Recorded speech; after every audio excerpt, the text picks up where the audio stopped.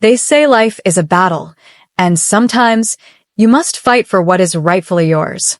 But what if stepping back is the greatest victory of all? What if surrendering to an unjust situation saves you from a fate worse than losing?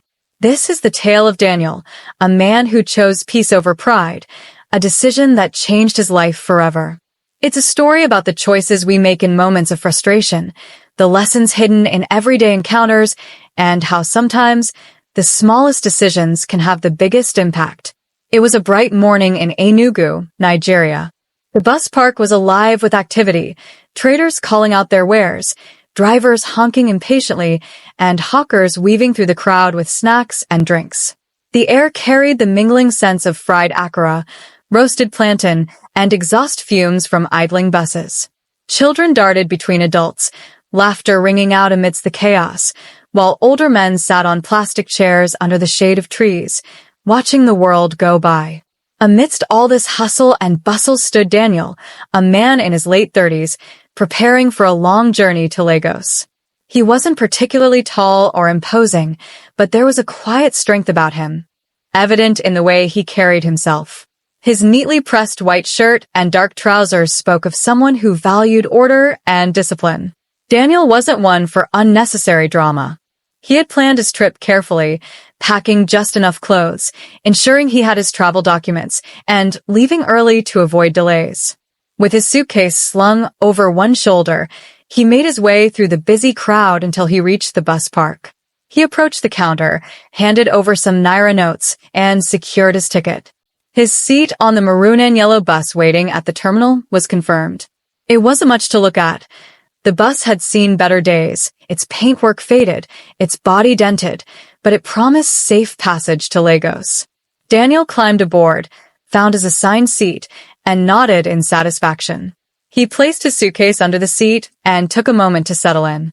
Just as he was about to sit down, something crossed his mind. He needed snacks for the long journey ahead. Hunger on the road could make even the most patient traveler irritable. So, without wasting time, he turned away from the bus and headed toward a nearby market stall. The market was bustling with people. Stalls lined the narrow streets, each filled with colorful items, from fresh produce to handmade crafts. The smell of roasted plantain and groundnuts wafted through the air, drawing Daniel's attention.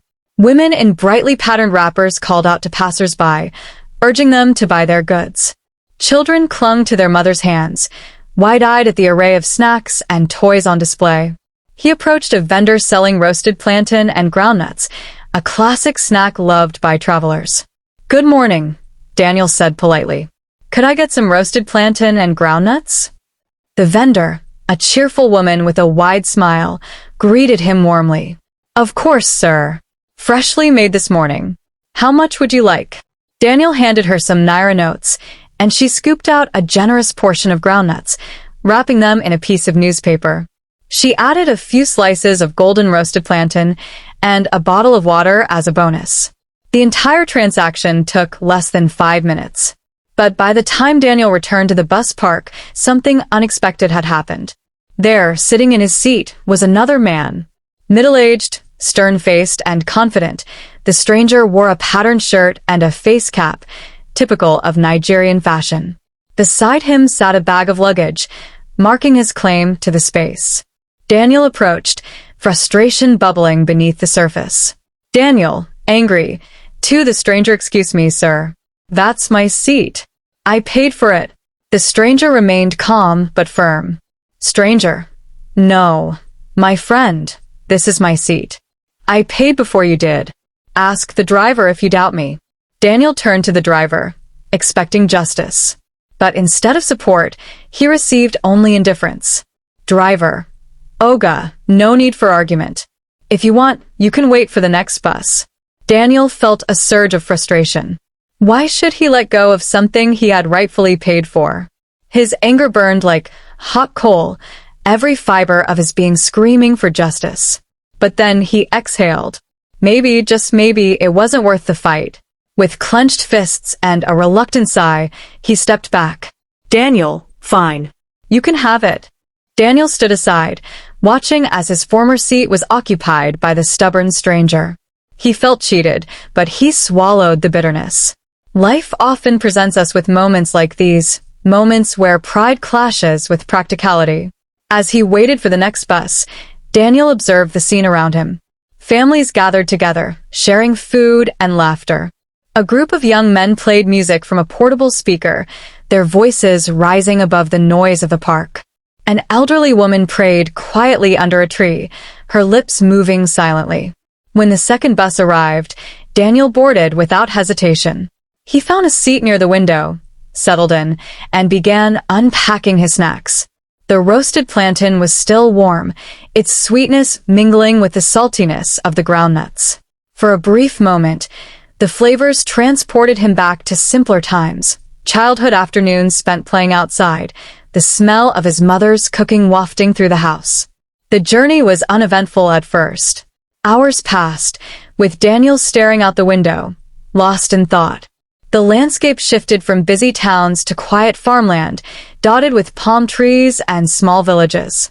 The hum of the engine provided a soothing rhythm, but Daniel's mind remained unsettled.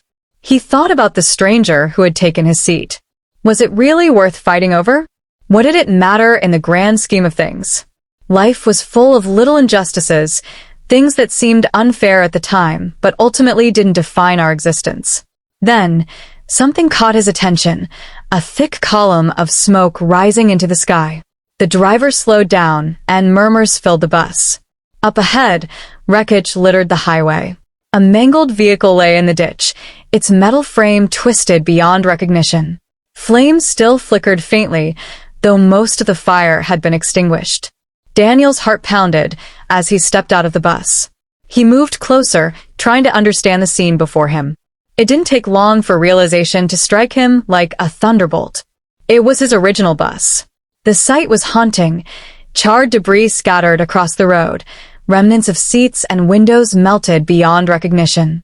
Among the bodies, one was particularly familiar, the man who had insisted on taking his seat. Daniel staggered back, his knees buckling under the weight of the revelation. He had been moments away from boarding that bus. If not for that argument, if not for the man's stubbornness, he would have been among the dead.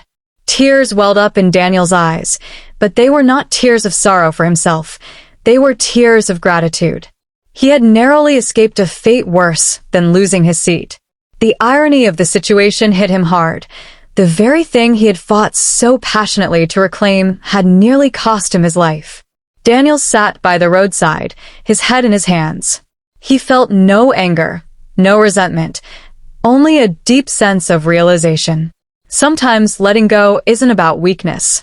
Sometimes surrendering to life's little injustices isn't about losing. Because sometimes fate is leading you away from disaster. As the second bus continued its journey to Lagos, Daniel looked out the window, his expression calm. He reflected on the events of the day, realizing that his decision to step back had saved him from a tragedy he could never have anticipated. The stranger's insistence on claiming his seat had inadvertently protected him, turning what seemed like an injustice into a profound lesson.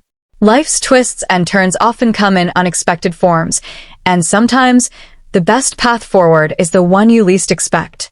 Daniel thought about the nature of destiny. Was it truly written in stone, or did we have the power to change it? Perhaps both were true. Perhaps there were moments when fate intervened, nudging us in a different direction, even if we couldn't see the bigger picture. He also thought about humility. In a world that often rewards aggression and assertiveness, choosing to step back felt almost counterintuitive. Yet, here he was alive and well, because he had chosen peace over pride.